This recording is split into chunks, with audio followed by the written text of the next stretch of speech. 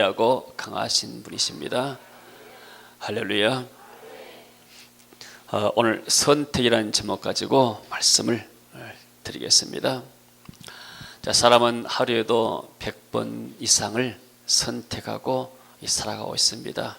아침에 무엇을 입을까, 무엇을 먹을까, 또 내가 교회를 갈 것인가 말 것인가, 또 내가 어디에서 무엇을 할 것인가, 여러 가지 선택할 것들이 많습니다. 근데 이 선택이라는 것은 굉장하게 중요합니다. 한 번의 선택이 하루를 결정하고 또 이 한 번의 선택이 인생의 항로를 바꾸는 경우가 있습니다.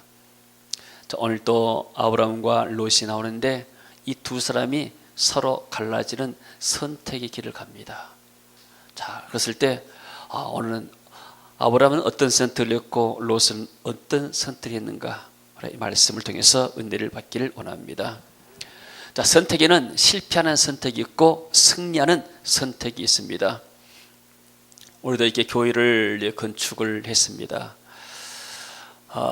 이제 건축할 때 여러 가지 많은 선택을 하게 됩니다.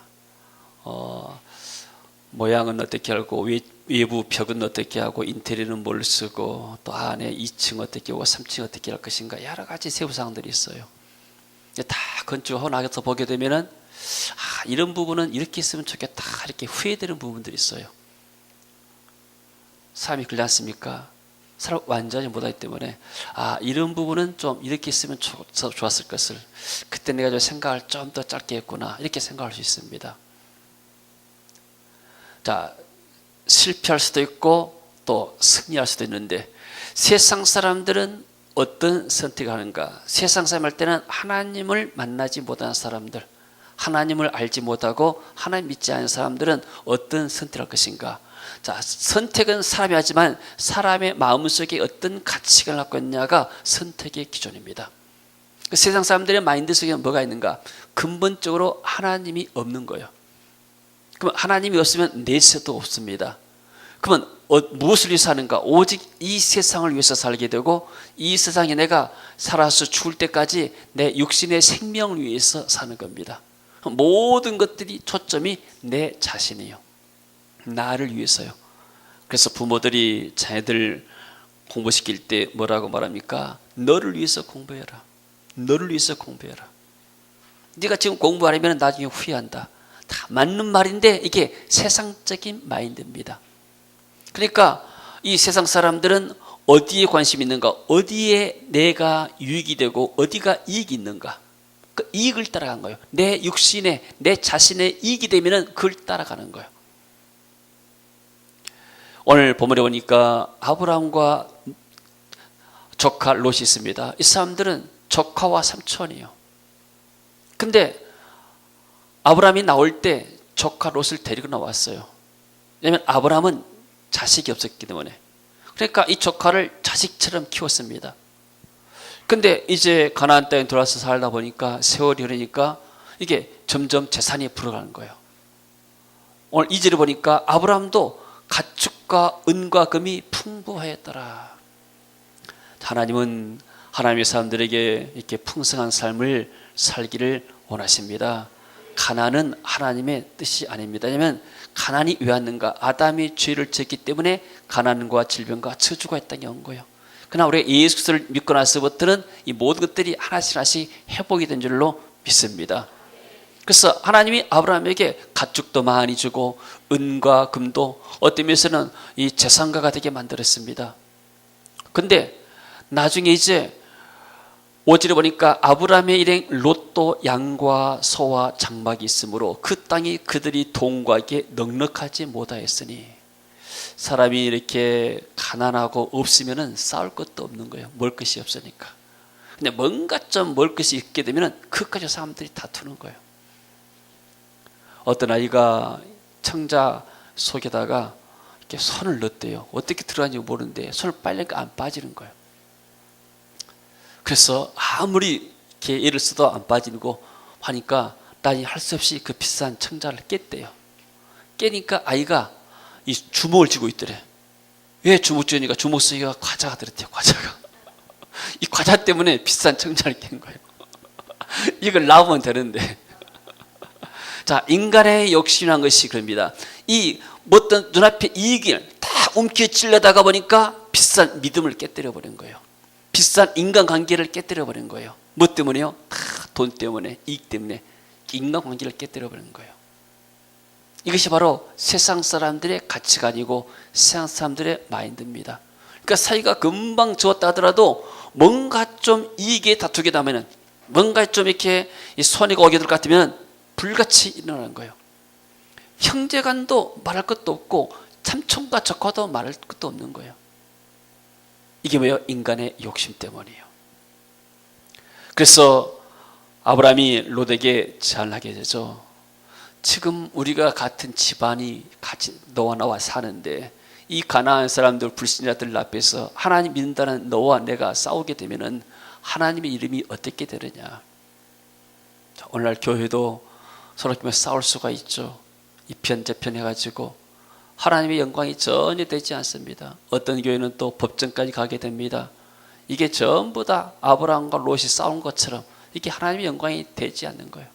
그래서 아브라함이 말합니다. 우리가 여기서 헤어지자, 갈라서자. 네가 한쪽으로 가고 내가 한쪽 가겠다. 네가 먼저 선택해라.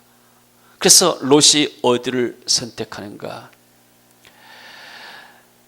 자, 10절에 보니까 이에 롯이 눈을 들어 요단 지역을 바라본 즉 소알까지 온 땅에 물이 넉넉하니 여호와께서 소돔과 고모라를 멸하시기 전이었는 거로 여호와의 동산 같고 애굽 땅과 같았더라. 롯은 한마디로 하나님을 믿기는 믿지만은 세상적인 마인드가 가득한 사람이에요. 자기 삼촌을 따라 오기 왔지만은 그러나 이 사람이 직접 하나님 부르심 받고 은혜 받고 그런 사람은 아니에요. 그러니까 얼마나 세상 반 교회 반 이런 사람과 똑같은 것인데 어디를 받는가? 참 살기 좋은 땅을 받습니다. 어디가 물이 좋은가? 어디가 살기가 좋은가? 예나 지금이나 항상 물이 있어야 좋잖아요. 지금은 수도물이 있어서 물 없어도 얼마나 살지만 옛날에는 수도가 없기 때문에 항상 물가가 좋습니다. 물이 있어야 농사도 짓게 되고 가축도 물 먹고 그렇지 않습니까? 그래서 소돔과 고모라 지역을 택했습니다. 근데 13절에 보니까 소돔 사람은 여호와 앞에 악하며 큰 죄인이었더라. 자, 롯은 육신의 눈앞에 이익을 따라가는 사람이에요. 어디 가면 내가 더 잘 살 것인가? 어디 가면 내가 더 유익이 될 것인가? 그 결과 나중에 소돔과 고모라가 유황불에 멸망당합니다. 오늘날 말하면 무슨 핵폭탄이 터져가지고 그 도시가 완전히 불타버렸어요. 거기에 롯의 모든 재산도 다 불타버리고, 그러니까 가축도 뭣도 없는 거예요. 거기다가 자기 아내까지 거기서 잃어버렸어요. 그런 나와서 이쪽으로 이렇게 사는데 나중에 모압과 암몬의 조상이 되는데 이 모압과 암몬의 족속들이 나중에 역사에서 사라져버렸어요. 그러니까 롯이 선택이 내가 어떻게 하면 잘 살고 우리 자손이 어떻게 하면 잘 살 것인가, 좋은 땅을 차지하자 했지만은 결과는 뭐예요? 어느 정도는 됐지만은 나중에는 완전히 실패하고 역사에서 사라진 그런 인물이 되고 말았어요. 첫사람 아담이 왜 실패한 선택했을까요? 하나님이 주시는 비전과 하나님이 주시는 사명을 놓쳐버렸습니다. 그리고 눈에 보이는 선악과를 봤습니다. 이게 아름답구나, 이게 먹고 나면 내가 하나님처럼 내가 이렇게 될 것이다, 내가 선악을 알게 될 것이다, 내가 판단이 될 것이다, 이렇게 해서 선악과 먹고 하나님을 떠난 겁니다. 이 롯도 눈에 보이는 육신의 세상 것 바라보다가 이렇게 실패하고 만 거예요. 자, 근데 아브라함은 어땠습니까? 아브라함은 19절에 보니까 양보했습니다. 아브라함은 롯에게 9절에 보니까 양보를 했죠. 네 앞에 온 땅이 있지 않냐냐, 나를 떠나가라. 내가 좌측으로 가게 되면 나는 우측으로 가고, 네가 우측 가면 나는 좌하겠다. 네가 먼저 선택해라. 양보하는 거예요. 자, 온유한 사람이 양보하는 거예요. 겸손한 사람이 양보를 하게 되죠. 자, 젠틀맨이라는 단어가 있죠. 젠틀맨. 누구 노래가 아니고, 노래 제목이 아니고 젠틀맨이라는, 젠틀맨이 신사란 말이에요. 신사. Ladies and gentlemen, 그렇지 않습니까? 신사 숙녀 여러분, 젠틀맨이란 말이, 젠틀이란 말 자체가 온유하단 말이에요. 어떤 사람이 신사인가? 양복을 멋있게 빼입고 아주 이렇게 정정차림하고 그런 꽃미남이 젠틀맨이 아니고 양보하는 사람, 온유한 사람, 복음을 위해서 주님께서 남에게 양보할 줄 아는 사람이 이게 젠틀맨이에요. 아멘. 할렐루야. 제가 지난번에 이렇게 필리핀을 가면서 비행기 안에서 어떤 책을 읽다가 감명받은 그런 내용을 봤습니다. 자, 빙점을 이란 책을 지었던 미우라 아야코라는 사람이 있었습니다. 이 사람 이야기인데, 이 부부가 처음에는 마을에서 한 가게를 냈어요. 근데 이 가게가 너무나 잘 된 거예요. 나중에 물건을 트럭으로 갖다가 뛰면서 장사를 했어요. 너무너무 잘 되고 번창했습니다. 근데 한 번은 남편이 퇴근하면서 돌아왔어요. 그래가지고 자기 아내에게 말합니다. 여보, 우리가 장사가 너무나 잘 돼가지고 큰일 났어. 아니, 무슨 큰일입니까? 우리 장사가 잘 되니까 이웃집 가게들이 다 죽어버려요. 우리 이제 장사를 좀 줄입시다. 물건도 많이 띄지 말고, 또 물건 구색도 맞추지 말고, 그리고 다른 가게 좀 보내줍시다. 이런 결정을 했어요. 누가 이런 결정을 하겠어요? 우리 같으면 장사 잘 되면 적다 체인점 내야지. 그러잖아요. 이게 세상 사람들의 경영 마인드. 역수 장사 잘 되게 되면 이쪽 저쪽에다가 체인점 내요. 근데 그때부터 물건을 갖추지 않았어요. 사람들 와서 물건 없으니까 딴 데로 가잖아요. 그러니까 장사가 좀 한가해졌어요. 그 시간에 이 미우라 아야코가 뭐 했는가? 글을 쓰기 시작했어요. 그게 빙점이라는 이 소설이에요. 이게 세계적인 베스트셀러가 돼가지고 장사한 것과 비교할 수 없는 많은 돈을 번 사람이 있어요. 자, 우리는 세상적인 마인드가 우리 기독교 안에도 너무나 많은 거예요. 우선 내 교회, 내 가족. 아브라함은 뭐였어요? 신사예요. 온유한 사람이에요. 중고예요. 네가 잘 되기를 원한다.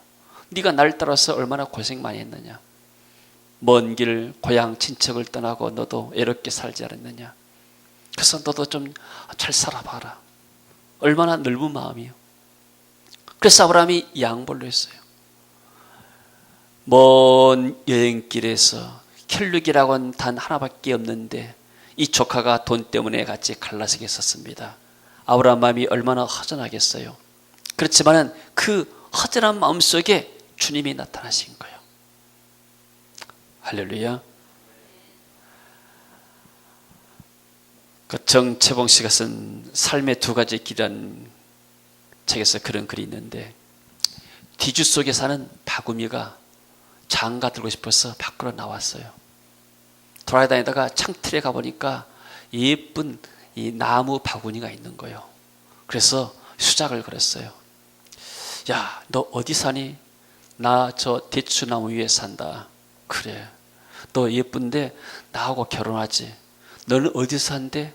나는 쌀 뒤주 속에 살아. 나 거기 싫은데. 왜? 거기 뒤주 쌀이 많잖아. 일 안 해도 먹고 산다. 쌀 속에 묻혀 사는 거야. 너는 푸른 하늘도 보지 못하고 이 나무 저 나무 여행하는 기쁨도 모르지 않니? 내가 또 먹이를 얻어서 열심히 달려가가지고 일해서 땀 흘려서 먹이를 내가 구하는 기쁨도 너는 알지 못한다. 난 답답해서 너와 살 수 없다. 그러니까 이 뒤주바구니가 말합니다. 아니, 왜 땀 흘려서 일하니? 또 애 힘들게 여행을 하니? 먹을 것이 꽉 찼는데. 그러니까 이 대추나무 바구니가 거절하고 딴 데로 가버렸어요. 이 쌀 뒤주 바구니가 이제 집에 돌아오다가 장롱 속에 들렸어요. 그가 좀이 있었어요. 그래서 좀과 같이 결혼한 거예요. 신방을 그 장롱 속에 차렸습니다. 근데 그날 주인이 약을 뿌려버렸어요. 그래서 죽어버렸대요. 재밌는 이야기죠. 이 쌀 바구니는, 쌀 뒤주 속에 사는 바구니는 걱정이 없는 거예요. 그냥 놀고 먹고 사면 된 것이다. 아무 비전도 없고, 이런 사람들 일을 못하는 거예요. 그러나 그의 선택이 결국은 정말로 허무하다는 것을 이 작가가 지금 말하고 있습니다. 여러분, 우리는 이 세상에서 단순히 뒤주 속에 사는 바구니처럼 쌀만 먹기 위해서, 밥만 먹기 위해서 사는 존재가 아니라는 사실이에요. 아멘. 하나님이 우리 인간을 동물처럼, 짐승처럼 만들지 아니었어요. 하나님의 형상대로 만들었습니다. 그리고 창조의 능력을 우리에게 주셨습니다. 그리고 우리에게 비전과 사명을 주셨습니다. 생육하고 번성하여 땅에 충만하라. 예수님도 우리에게 사명과 비전을 주셨어요. 너희는 모든 족속으로 제자를 삼아라. 너희는 온 천에 다니며 만민에게 복음을 전파해라. 그 하기 위해서 우리가 밥 먹고 사는 겁니다. 할렐루야. 많은 사람들은 육신의 이익을 따라갑니다. 근데 이 하나님께서 아브라함에게 나타나셔서 14절에 말씀하십니다. 너는 눈을 들어서 동서남북을 바라보라. 보이는 땅을 내 자손에게 영원토록 주겠다. 롯은 눈에 보이는 아름다운 땅을 향해서 갔습니다. 좋은 지역을 향했습니다. 또 좋은 육신의 좋은 데로 나갔습니다. 그러나 아브라함은 어떤 면에서는 이 장막 가운데 거했습니다. 쉽게 말하면 롯은 굉장히 좋은 저택 가운데 사는데 아브라함은 이 텐트 속에 사는 거예요. 그 허전한 마음속에 주님이 나타나서 말씀합니다. 너는 눈을 들어 너 있는 곳에서 북쪽과 남쪽 그리고 동쪽과 서쪽을 바라보라. 보이는 땅을 내가 너와 내 자손에게 주리니 영원히 이르리라.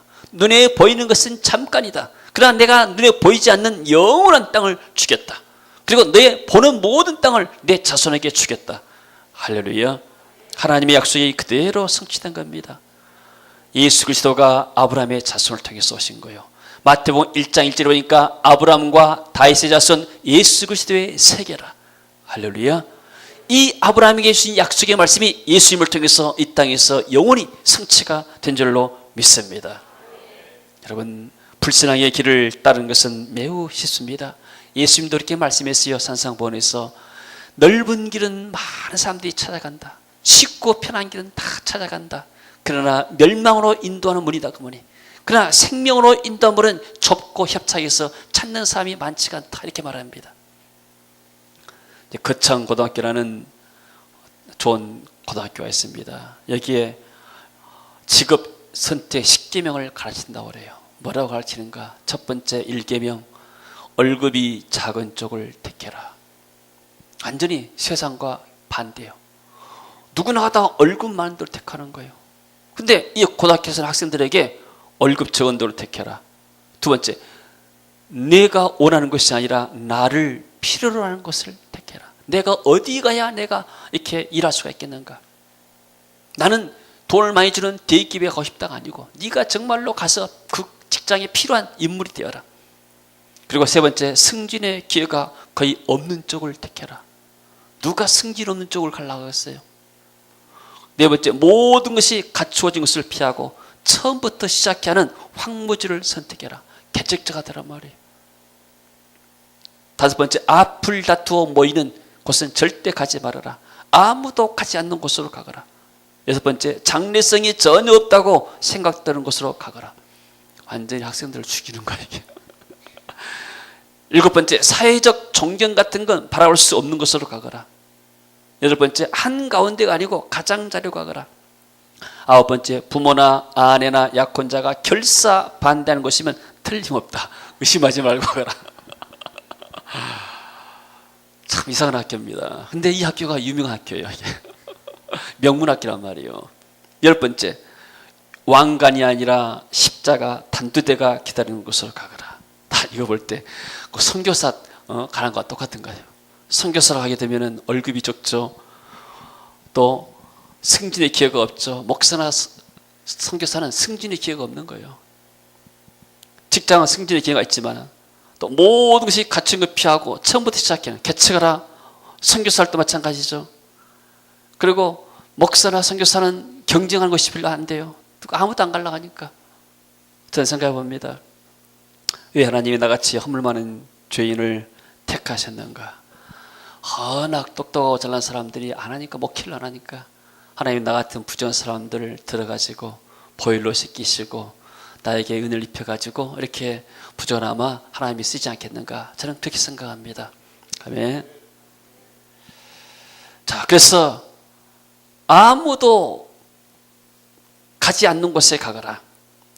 장래성이 없는 곳, 존경하지 않는 곳, 또 결사 반대하는 곳으로 가거라. 십자가를 선택해라. 어떤 면에서는 이게 복음의 정신이에요. 우리 기독교인의 정신은 말이에요. 오늘날 사람들이 여러 가지 신앙생활을 하다가 이사하게 되면 교회를 옮길 수가 있습니다. 교회를 옮기게 되면 사람들이 어디를 찾는가? 어디가 나에게 좋은가? 내게 좋은 게 찾는 거예요. 보통 우리가 알잖아요. 내 유익이라면 우리가 시장에 가잖아요. 막 대형 마트에서 막 전담 뿌려가지고 막 세일 행사예요. 그러면 슈퍼 가면 좀 더 10원, 20원 비싸거든요. 많이 차이는 안 나지만은 사람의 심리가 기름값 내고 시간 들여가지고 멀리 대형 마트로 가서 사는 거예요. 그럼 사실 기름값 되고 뭐 주차비 대불고 또 시간 내게 되면 별로 싼 것도 아니에요, 여기에. 근데 사람들이 대군 딱 그렇게 가거든요. 그러다 보니까 소형 마트가 다 죽어버린 거예요. 기준이 뭐인가? 내 자신이 어디 가든 이익이 되는가? 그게 기준이, 이게 세상 기준이란 말이에요. 그러니까 세상의 영업 방식은 그것을 이용해가지고 하는 거예요. 근데 교회는 세상과 다른 거예요. 교회는 하나님의 언약의 공동체, 언약의 공동체. 우리가 세례를 받고 나게 되면 나는 예수님의 신부가 되는 거예요. 나 영적으로 예수님과 결혼한 거예요. 그래서 내가 예수님을 배반하고 교회를 떠난다는 것은 그것은 내가 파혼한 것과 이혼한 것과 똑같은 것이요. 또 우리가 이렇게 안수입사 장로님 또 이렇게 권사님을 취임받을 때는 나는 이 교회와 결혼한 애식을 하나님과 증인 앞에서 이렇게 애식을 행하는 거예요. 그냥 내가 가고 싶으면 가고 말고 싶으면 말고 이게 아니란 말이에요. 여러분 결혼해가지고 남편이 항상 100% 올더타임 24시간 줬습니까? 안 좋잖아요.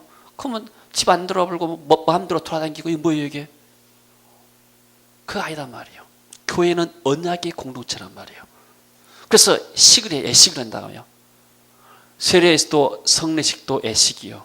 성찬식도 애식이요. 우리가 이 애식은 뭐냐면 성찬이라는 것은 내가 하나님의 자녀입니다. 예수님이 나를 십자가에 죽으셨습니다. 내가 그것을 인정합니다. 이렇게 하나의 거룩한 애식이요. 그래서 임지식 하게 되면 나는 이 교회와 결혼한 것과 똑같은 거예요. 그러면 만약에 결혼해서 막 떠나버리게 되면 어떻게 돼요? 법적인 이렇게 하자가 없는가? 그러지 않아요. 교회에서 징계할 수 있는 거예요, 그 사람. 오늘날 교회들은 징계하지 않아요. 그래서 오게 되면 그냥 얼씨나 좋다고 다 바꾸고 그러죠. 그러니까 이게 교회가 세상화되어 버립니다. 그리고 큰 교회들은 계속 더 커지려고 그래요. 나는 그 미우라 아야코의 빙점이라는 진 그 작가의 그런 이야기를 듣고 참 뭐 때문에 부끄러웠어요. 세상에 목사도 아닌 이런 평신도가 이런 마음을 가졌는가. 나도 목사지만 우리 교회가 더 부흥되기 원하고 우리 교회가 100명 되고 200명 되면 300명 되기 원하고 300명 되면 1000명 되기 원하고 1000명 되면 10,000명 되기 원하고 이게 내 마음인데 참 몰라 목회자들이 이 사람 마음보다도 못하구나. 이런 마인드도 없구나. 그런 생각을 했어요. 여러분 기독교는 예수님은 어떤 선택을 했어요? 예수님은 하늘의 영광을 버리고 이 땅에 내려왔어요. 좋은 영광의 자리를 버린 거예요. 출생지를 고급 어떤 이렇게 병원이 아니요. 가장 낮고 낮은 그 마국간에서 예수님은 태어났어요. 지역도 예루살렘 서울이 아니고 저 어떤 면에서는 이방이 가까운 갈릴리 그 아주 시골 동네에서 태어났습니다. 그리고 어떤 법관이나 아니면 어떤 장관의 아들, 왕의 아들로 태어나지 않냐고 예수님은 목수의 아들로 태어났어요. 그래서 평범한 아무도 알아주지 않는 그런 평범한 삶을 살았어요. 제자를 선택할 때도 똑똑한 사람들 선택하고 바리새인들이나 제사장들이나 좀 권세 있는 사람 선택해가지고 했으면 힘있게 할 수 있을 것 같지만은 예수님은 아무 힘이 없는 어부들 또 이렇게 뭐 사람들이 손깍지 받는 세리들 이런 사람들 택해가지고 그냥 그 청년을 데리고 가면서 복음을 전하는 거예요. 권세자들도 만나지 않았어요. 또 부자들 재벌들 만나지 않았어요. 그냥 시골 사람들 데리고 왔다 갔다 하면서 이렇게 복음을 3년 동안 전하는 거예요. 그야말로 낮은 자리란 말이에요. 그러나 우리는 그렇지 않아요. 어디 가서 내가 대접받을 것인가? 어디 가서 내가 뭐 할 것인가? 어디 가서 날 나타낼 것인가? 이게 우리의 육신의 삶이고 내 자신을 드러내는 거예요. 빌립보서에 보게 되면은 아주 예수님의 그 사역에 대해서 한마디로 말씀하게 되죠.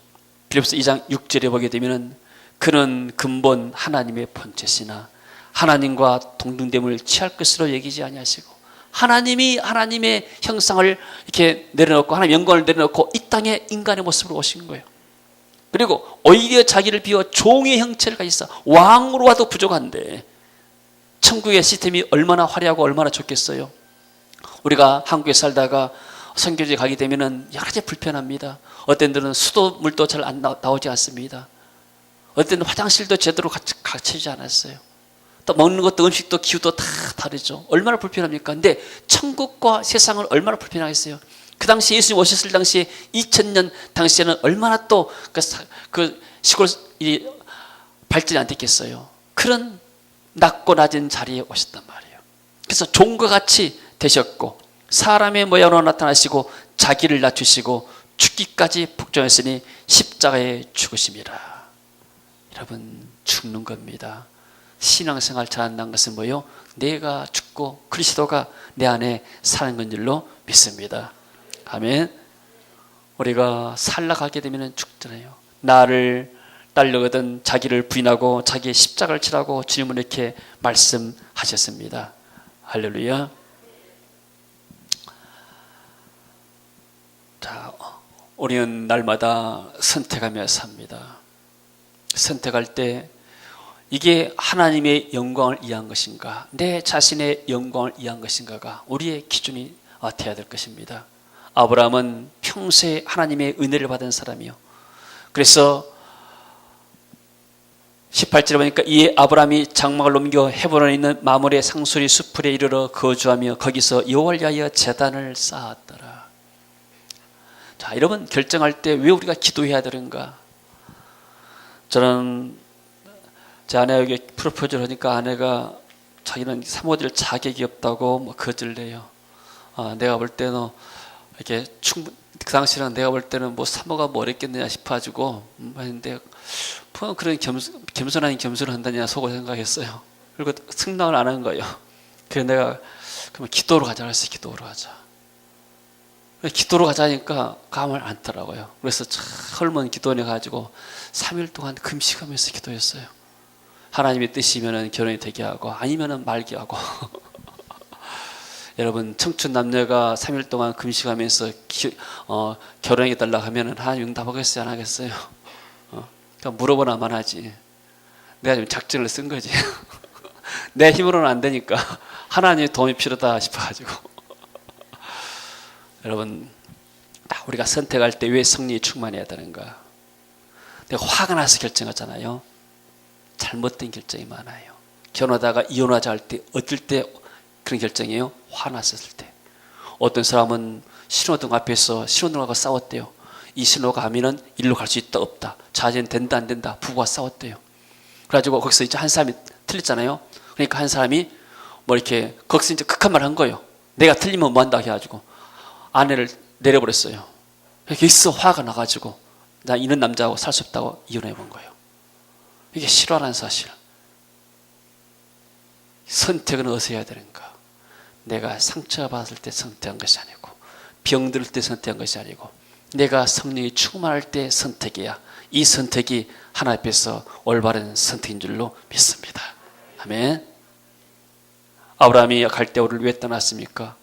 이웃 사람과 싸워가지고 괜히 저 사람 보기 싫으니까 내가 갈대아우를 떠나서 딴 데로 가야 되겠다, 이민 가야겠다, 이러지 않았어요. 하나님의 음성을 들었어요. 성령이 충만한 가운데서 결정하는 것. 그래서 큰 일을 앞두고는 항상 여러분들이 성령이 충만하고 건강한 상태에서 결정해야 그 결정이 올바른 결정인 줄로 믿습니다.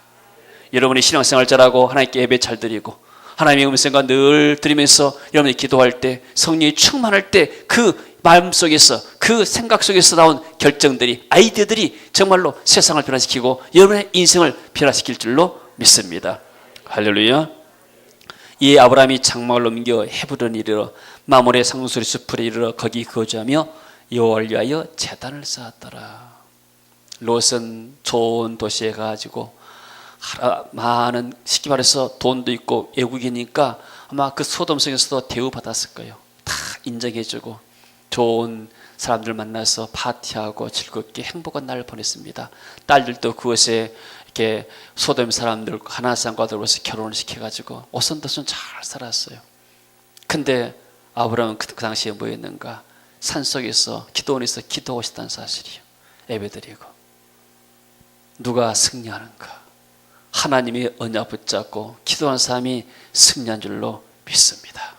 눈에 보이는 것은 그야말로 잠깐입니다. 여러분, 눈에 보이는 거, 이 세상 것 그야말로 잠깐이에요. 그냥 눈에 안 보이는 하나님은 영원하다는 사실이에요. 할렐루야. 이게 믿음의 눈으로만 보는 거예요. 믿음이 없게 되면 세상 것이 크게 보입니다. 눈앞에 이익이 크게 보입니다. 그러나 믿음의 눈으로 보게 되면 세상 것은 그야말로 잠시 지나간 거예요. 바람처럼 지나가고 마는 거예요. 태풍이 오지만은 태풍이 1년 365일 부는 법이 없는 거예요.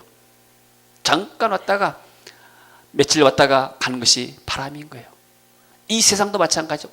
이 세상이 지나갈 것도 전부 다 잠깐이에요. 부귀영화도 잠깐이고 권력도 잠깐이고 영화도 잠깐입니다. 그러나 살아계신 하나님은 영원하십니다. 천국은 영원합니다. 그래서 지혜 있는 사람들은 천국을 위해서 사는 것이고 영원한 것을 사는 거예요. 닭은 30cm밖에 못 봐요. 그러나 독수리의 시력은 사람보다도 4배나 더 밝아요. 그래 멀리 3km까지 보는데요. 닭의 시야는 30cm이고 독수리의 시야는 3km단 말이에요. 우리가 닭처럼 세상적인 것 눈앞의 것만 보지 말고 독수리처럼 영원한 나라 하나님 나라를 꿈꾸면서 살아갈 때 우리의 삶 이 땅에서 복이 될 줄로 믿습니다. 늘 선택의 순간에 성령 넣어받고 승리하는 저와 여러분 되시기를 주의 이름으로 축원합니다.